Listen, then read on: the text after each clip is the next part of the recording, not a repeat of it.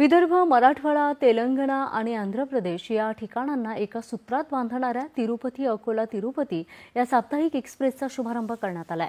खासदार अनुप धोत्रे यांच्या हस्ते अकोला स्थानकावरून या एक्सप्रेसला हिरवा झेंडा दाखवून या रेल्वे सेवेची सुरुवात झाली आहे। ही रेल्वे दर आठवड्यातील रविवारी 8:10 धावणार असून या एक्सप्रेसमुळे अकोला, वाशिम, हिंगोली, औंढा, नागनाथ, परभणी, नांदेड, निजामाबाद आणि सिकंदराबाद मार्गे थेट तिरुपती गाठता येणार आहे।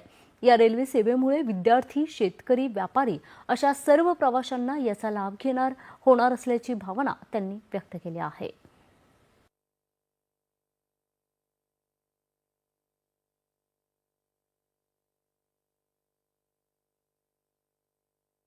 अकोला जंक्शन भविष्यामध्ये अत्यंत महत्वाचा जंक्शन हा होणार आहे।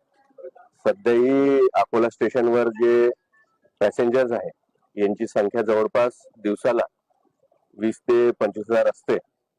येत्या काळामध्ये गतिशक्ती टर्मिनलच्या माध्यमातून उद्योगालाही एक मोठी चालना भविष्यामध्ये मिळणार आहे।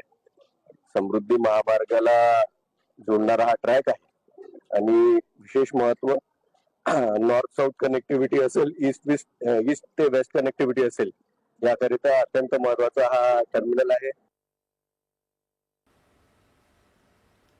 यानंतरच्या बातम्या।